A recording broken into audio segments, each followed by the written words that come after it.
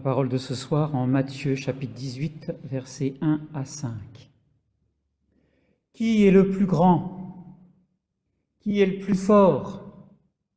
Qui est le plus riche? Tout ça, c'est des comparaisons du monde.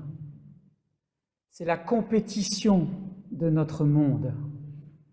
Et la compétition de notre monde nous met à pleine vue et à plein visage, et à qui voudra encore à reprendre, toute une kyrielle de super-héros pour répondre à tout ça. Voilà, et ils volent, et ils s'élèvent, et ils cassent tout. Et voilà, toujours le plus fort, le plus grand, le plus riche. J'ai vu dans les informations ce matin que 3 des plus riches milliardaires de la Terre avaient autant de fortune que 36 millions de pauvres, les plus riches. Ça cause, hein? 36 millions de pauvres pour 3 milliardaires. Le plus riche, le plus grand, le plus fort. Or, dès qu'il y a recherche de savoir de ce genre de choses, on tombe dans la comparaison. Or, nous sommes uniques. Nos empreintes digitales nous le disent. Notre ADN nous le dit. Même notre fond d'œil, l'iris de notre œil est unique. Et Dieu nous dit, le Père nous dit, tu as du prix à mes yeux. Et on a vu la semaine dernière que Jésus retournait vers le Père pour nous faire une place. Tout ça devrait mettre notre cœur dans une très grande sécurité, dans un très grand apaisement. La recherche de comparaison du plus grand, du plus fort, du plus riche procède de quelque chose qu'on appelle l'exaltation de soi. C'est très narcissique en fait. Je me regarde moi-même et j'essaie de briller par mes œuvres, par mes actions, même par mes manigances. Mais cette exaltation de soi, l'Écriture nous dit qu'elle est folie. Proverbe 17, 19 nous dit « Qui élève sa porte recherche le désastre ». Ce n'est pas vraiment le chemin à suivre. Et c'est même très dangereux, car c'est la même nature que le péché de Lucifer. Lucifer, c'est le porteur de lumière. C'est lui qui faisait la louange à Dieu. Lucifer. C'est quand il a eu la chute qu'il est devenu le Satan. Mais le Lucifer, c'est l'être sublime qui était créé par Dieu, le porteur de lumière, celui qui faisait la louange, qui était au-dessus du trône. Et on trouve ça dans Ézéchiel 14, 13.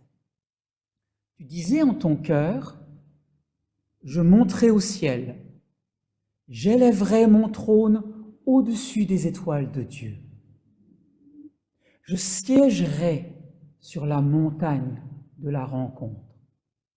Je monterai sur le sommet des nuées. Je serai semblable au Très-Haut. Cet orgueil-là lui a valu la chute. Et nous, dans nos vies, dans toutes ces comparaisons du plus grand, du plus riche, on fait la même chose. On veut siéger, on veut trôner, on veut avoir de la gloire, on veut qu'on nous respecte. On veut qu'on parle de nous toujours en bien. On veut. On impose. Notre nature humaine est forte enclin à tomber dans ce travers-là. Et Jésus nous enseigne quelque chose de très simple qu'on trouve au verset 4. Humble comme des petits enfants. Il leur dira encore en Matthieu 23, 12, Qui s'élèvera sera abaissé, et qui s'abaissera sera élevé.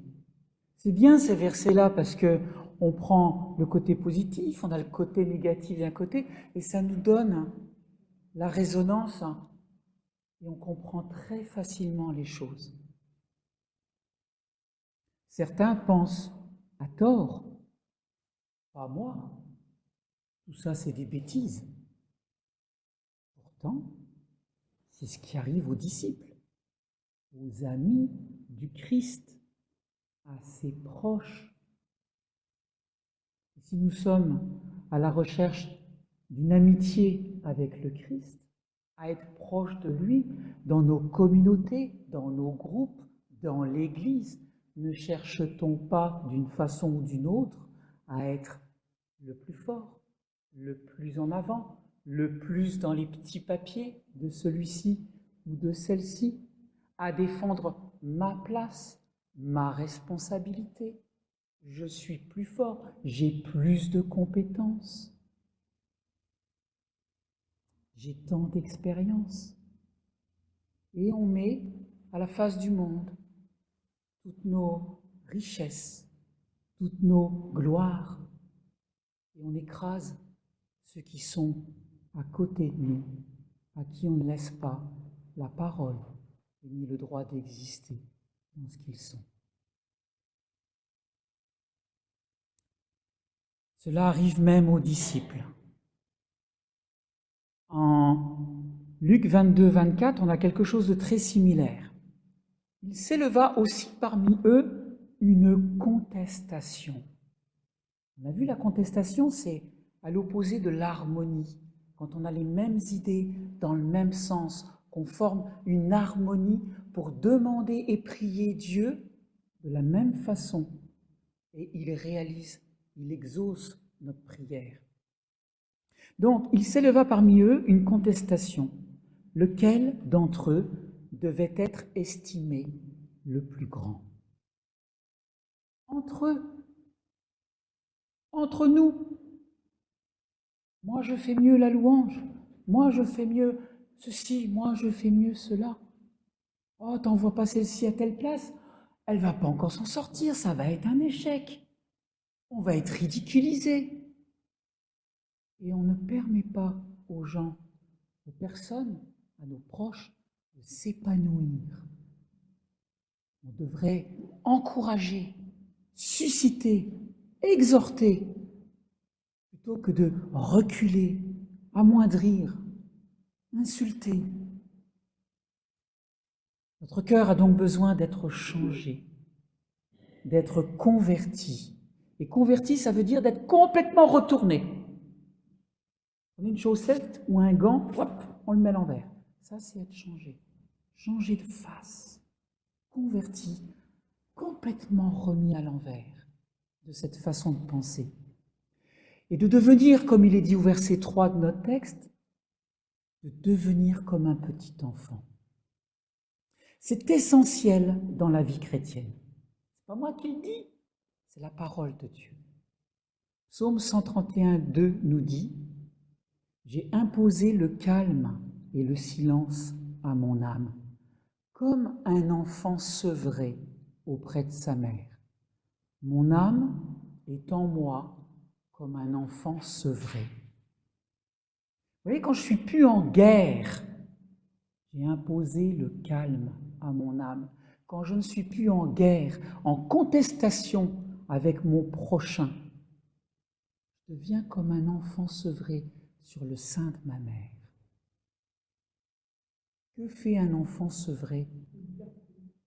Il ne pleure plus. Il y a ce sentiment de quiétude, de paix. Et là, que lui dit sa mère quand il est calme? Oh, comme tu es beau! Oh, comme je t'aime! Donc, si nous voulons entendre des mots d'amour de Dieu, imposons calme à notre âme. C'est la clé d'entrée dans le royaume de Dieu. Marc 10, 15 nous dit « Quiconque ne recevra pas le royaume de Dieu comme un petit enfant n'y entrera pas. » quiconque ne recevra pas le royaume comme un petit enfant. Et dans les textes liturgiques des semaines passées, il a beaucoup été question de Jean-Baptiste. Et à un moment, Jean-Baptiste, il dit quoi quand il voit Jésus? Il faut que je diminue et qu'il grandisse. Il faut que je devienne comme un petit enfant et que lui grandisse. Et le chemin du petit enfant, on l'a fêté à Noël. C'est le chemin que Dieu lui-même prend. De toute l'infinité, de toute la puissance qu'il avait, de toute l'omniscience, de toute l'omniprésence. Il se met dans le petit enfant. Le petit enfant accessible, innocent, pur, spontané, vrai, sans mauvais calcul, sans cœur faux. Dieu prend lui-même ce chemin pour venir habiter au milieu de nous. Apprenez que je suis doux et humble de cœur. Voyez que je suis devenu comme un petit enfant au milieu de vous.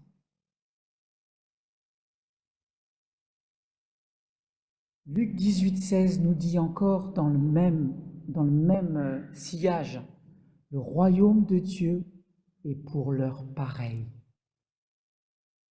pour ces petits-là.